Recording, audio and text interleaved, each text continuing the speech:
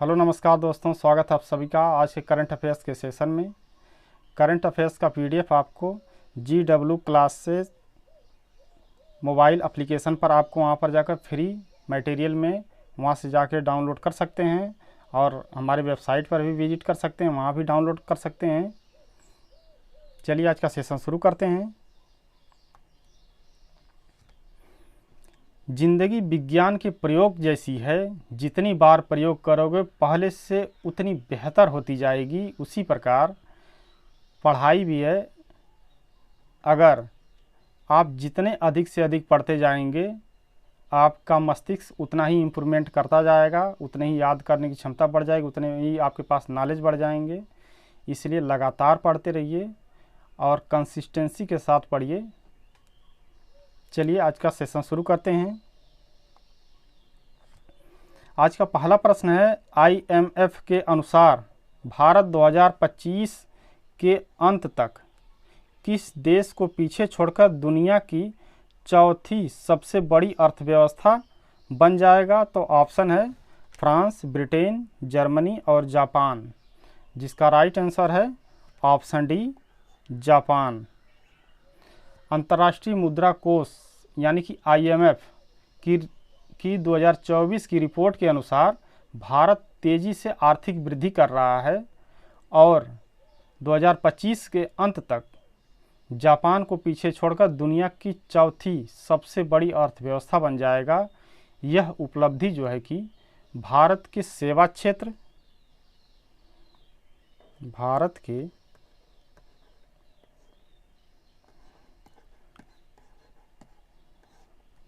के सेवा क्षेत्र और जो है कि निर्यात क्षेत्र,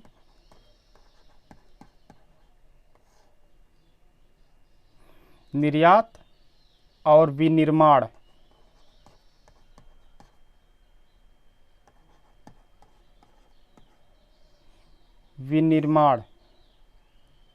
की वजह से संभव हो रहा है। तो इन तीनों का जो है कि भारत की अर्थव्यवस्था की ग्रोथ में अहम रोल है।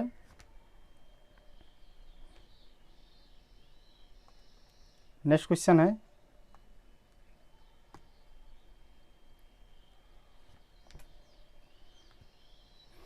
विश्व GDP में भारत की हिस्सेदारी वर्ष 2029 में 3.5% से बढ़कर कितने प्रतिशत होने का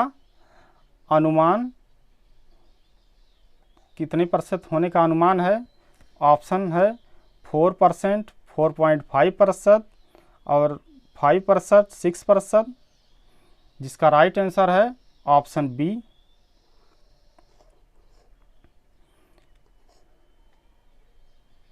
भारत की आर्थिक वृद्धि दर और जनसंख्या के आधार पर विश्लेषकों का अनुमान है कि वर्ष 2029 तक भारत का वैश्विक जीडीपी में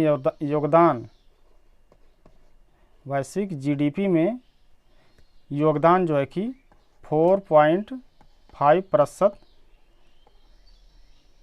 तक पहुंच सकता है। यह आर्थिक सुधारों,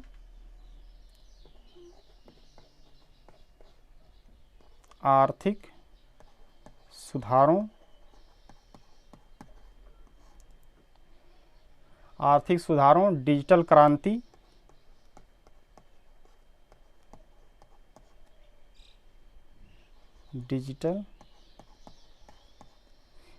क्रांति और स्टार्टअप्स इकोसिस्टम की वजह से संभव हो पा रहा है।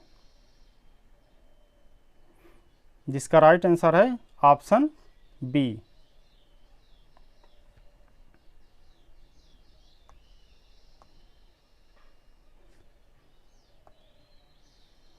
क्वेश्चन नंबर 3 है, 21 जून 2025 को कौन सा अंतर्राष्ट्रीय योग दिवस, किस नंबर का योग दिवस मनाया जाएगा? जिसका ऑप्शन है 10वां, 11वां, 12वां और 13वां। जिसका राइट आंसर है ऑप्शन बी, 11वां। अंतर्राष्ट्रीय योग दिवस कि जो इसकी शुरुआत होती है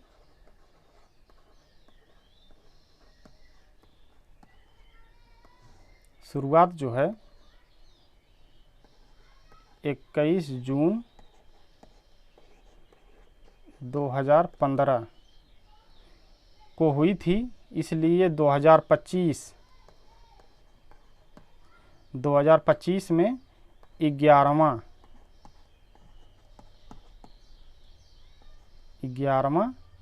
योग दिवस मनाया जाएगा।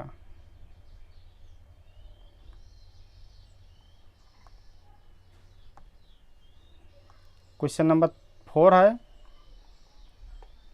हाल ही में किस मंत्रालय ने शैक्षणिक संस्थानों को तंबाकू और नशीले पदार्थों को मुक्त बनाने के लिए राष्ट्रव्यापी अभियान की शुरुआत की है? इसका ऑप्शन है गृह मंत्रालय, शिक्षा मंत्रालय, महिला और बाल विकास मंत्रालय, और ऑप्शन डी है स्वास्थ्य और परिवार कल्याण मंत्रालय। जिसका राइट आंसर है ऑप्शन बी, एजुकेशन मिनिस्ट्री, शिक्षा मंत्रालय। शिक्षा मंत्रालय ने छात्रों को नशे और तंबाकू से बचाने हेतु एक व्यापक पहल की शुरुआत की है, ताकि सुरक्षित और स्वास्थ्य शैक्षिक वातावरण सुनिश्चित किया जा सके।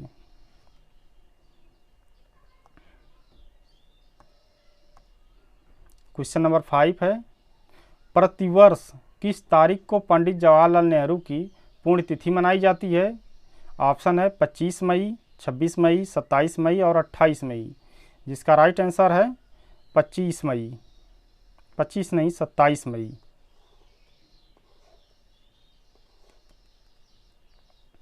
सत्ताईस मई को जो है कि पंडित जवाहरलाल नेहरू की 27 मई 1964, 27 मई 1964 को इनका निधन हुआ था। इस दिन को पुण्यतिथि के रूप में मनाया जाता है। जिसका राइट आंसर है ऑप्शन सी। नेक्स्ट क्वेश्चन है, मॉर्गन स्टैनली की रिपोर्ट के अनुसार वित्त वर्ष 2025 में भारत की मुद्रास्फीति दर कितनी है? ऑप्शन है 4.9%, 5.5%, 4.9%, 8%। जिसका राइट आंसर है 4.9%, ऑप्शन सी सही है। मॉर्गन स्टैनली की रिपोर्ट के अनुसार भारत की मुद्रास्फीति दर वर्ष 2025 में नियंत्रित होकर 4.9% पर रहने का अनुमान जताई है। ये जो है Morgan Stanley report. Morgan Stanley एक अमेरिका की सर्वे कंपनी है। क्वेश्चन नंबर 7, हाल ही में प्रधानमंत्री श्री नरेंद्र मोदी ने कहाँ एनडीए शासित राज्यों के मुख्यमंत्रियों के सम्मेलन की अध्यक्षता की है? ऑप्शन है मुंबई, इंदौर, नई दिल्ली, भोपाल। जिसका राइट आंसर है ऑप्शन सी, नई दिल्ली। यह सम्मेलन नई दिल्ली में आयोजित हुआ, जहां एनडीए सरकार की उपलब्धियों की समीक्षा और आगामी योजनाओं पर चर्चा की गई। क्वेश्चन नंबर 8, हाल ही में भारत ने आयुष को वैश्विक स्तर पर मुख्य धारा में लाने के लिए किसके साथ साझेदारी की है? ऑप्शन है यूएनओ, WHO, IMF, यूनेस्को। जिसका राइट आंसर है ऑप्शन बी, WHO के साथ। भारत ने WHO के साथ मिलकर गुजरात में WHO global centre for traditional medicine की स्थापना की है, जिससे आयुष प्रणाली को वैश्विक पहचान मिल रही है।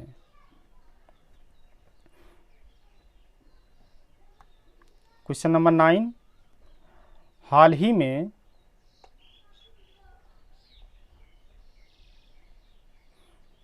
ही में किसने नीति आयोग की 10वीं गवर्निंग काउंसिल की बैठक की अध्यक्षता की है? ऑप्शन ए है प्रधानमंत्री नरेंद्र मोदी, गृह मंत्री अमित शाह, रक्षा मंत्री राजनाथ सिंह, और ऑप्शन डी है वित्त मंत्री निर्मला सीतारमण, जिसका राइट आंसर है ऑप्शन ए प्रधानमंत्री नरेंद्र मोदी। नीति आयोग की गवर्निंग काउंसिल की अध्यक्षता प्रधानमंत्री करते हैं क्योंकि वह इसके अध्यक्ष भी होते हैं। क्वेश्चन नंबर 10, वर्ष 2014 से 2024 तक के मध्य पूर्वोत्तर भारत में हवाई अड्डों की संख्या 9 से बढ़कर कितनी हो गई है? ऑप्शन है 15, 17, 19, 23, जिसका राइट आंसर है ऑप्शन बी 17 हो गई है। अब पूरे भारत में अगर देखा जाए तो 2014 में टोटल एयरपोर्ट जो थे केवल 74 थे और 2023 में बढ़कर 148 हो गए हैं, यानी कि डबल बिल्कुल इन 10 सालों में। पूर्वोत्तर क्षेत्र में बुनियादी ढांचे के विकास के तहत हवाई अड्डों की संख्या 9 से बढ़कर 17 हो गई है, जिससे कनेक्टिविटी में सुधार हुआ है। क्वेश्चन नंबर 11, माननीय सांसद श्री बैजयंत जय पांडा के नेतृत्व में भारत का सर्वदलीय प्रतिनिधिमंडल 26 और 27 मई 2025 तक कहाँ का दौरा करेगा? ऑप्शन है इराक, ईरान, कुवैत, यूएई, जिसका राइट आंसर है ऑप्शन सी कुवैत। जो प्रतिनिधिमंडल है कुवैत की यात्रा करेगा। यह दौरा प्रवासी भारतीयों के संवाद और द्विपक्षीय सहयोग को मजबूत करने के उद्देश्य से किया गया है। क्वेश्चन नंबर 12, किसने अंतर्राष्ट्रीय क्रेता विक्रेता सम्मेलन 2025 में वैश्विक कृषि खाद्य क्षमता का प्रदर्शन किया है? ऑप्शन है उत्तर प्रदेश, बिहार, उत्तराखंड, मध्य प्रदेश, जिसका राइट आंसर है ऑप्शन बी बिहार। बिहार जो है, बिहार सरकार ने कृषि उत्पादों को वैश्विक स्तर पर प्रस्तुत कर निवेश आकर्षित करने की दिशा में यह कदम उठाया है। जो बिहार में क्रेता विक्रेता सम्मेलन 2025 का वैश्विक आयोजन किया गया है। क्वेश्चन नंबर 13, हाल ही में प्रधानमंत्री नरेंद्र मोदी ने गुजरात में कितने करोड़ रुपए से अधिक की विकास परियोजनाओं का शुभारंभ किया है? ऑप्शन है 57,300 करोड़, 64,800 करोड़, 77,400 करोड़, 85,500 करोड़, जिसका राइट आंसर है 77,400 करोड़ की विकास परियोजनाओं का शुभारंभ किया है। और गुजरात में ही रेलवे लोकोमोटिव का भी शिलान्यास किया गया है।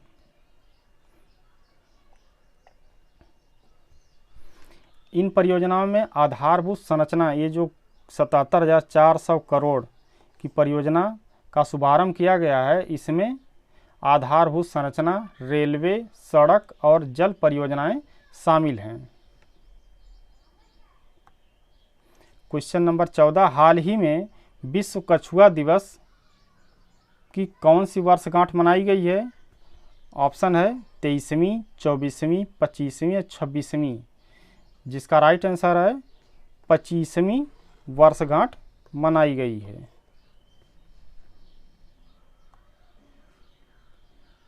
क्वेश्चन नंबर 15, भारत की प्रति व्यक्ति आय वर्ष 2025 में बढ़कर कितने अमेरिकी डॉलर हो गई है?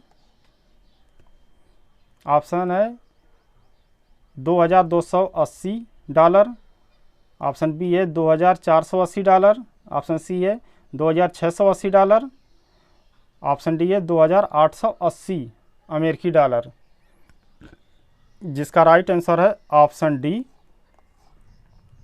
2,880 अमेरिकी डॉलर, जो विकास दर में वृद्धि और रोजगार में सुधार के कारण प्रति व्यक्ति आय 2,880 तक पहुंच गया है।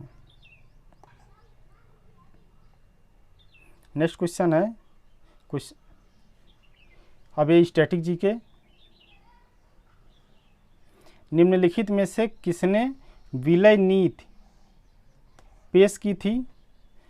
ऑप्शन है Lord Dalhousie, Lord Hastings, Lord Irwin, Lord Macaulay. जिसका राइट आंसर है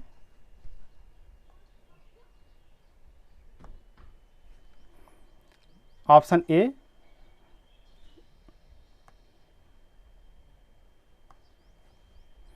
ऑप्शन ए सही है।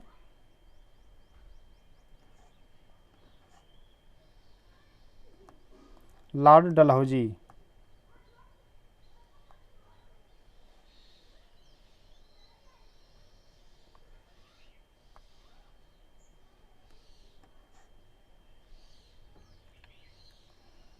लॉर्ड डलहौजी ने विलय नीति लागू की थी, जिसमें बिना उत्तराधिकारी वाले राज्यों को ब्रिटिश साम्राज्य में मिला लिया जाता था। इसका राइट आंसर है ऑप्शन ए। क्वेश्चन नंबर 17, निम्नलिखित में से किस वर्ष में हड़प्पा सभ्यता की खोज हुई थी? ऑप्शन है 1905, 1921, 1926 और 1932। जिसका राइट आंसर है 1921। 1921 में हड़प्पा की सभ्यता की खोज 1921 में दयाराम साहनी ने की, जो सिंधु घाटी सभ्यता का प्रमुख केंद्र था। क्वेश्चन नंबर 18, उगादि निम्नलिखित में से किस राज्य में मनाया जाता है? ऑप्शन है मध्य प्रदेश, आंध्र प्रदेश, हिमाचल प्रदेश और केरल। जिसका राइट आंसर है आंध्र प्रदेश। उगादि जो है आंध्र प्रदेश, तेलंगाना और कर्नाटक में नव वर्ष के रूप में मनाया जाता है।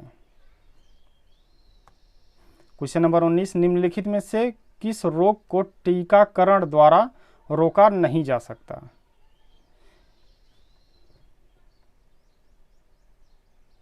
एक कौन सा रोग है जो टीकाकरण द्वारा रोका नहीं जा सकता? ऑप्शन है रेबीज, टाइफाइड, बेरीबेरी, खसरा। रेबीज जो है कि एक वायरस बीमारी है जो कुत्ते काटने से होती है। टाइफाइड एक बैक्टीरियल बीमारी है जो कि दवा से सही हो जाती है। बेरीबेरी एक विटामिन की कमी से होने वाला रोग है। और खसरा जो है कि, तो इसमें से कौन सा जो है कि जो है टीका से नहीं रोका जा सकता? तो खसरा को तो टीका से रोका जा सकता है। टाइफाइड के लिए तो दवा से सही किया जा सकता है। रेबीज को भी टीका से द्वारा रोका जाता है। लेकिन ये विटामिन की कमी से होने वाला रोग है बेरीबेरी।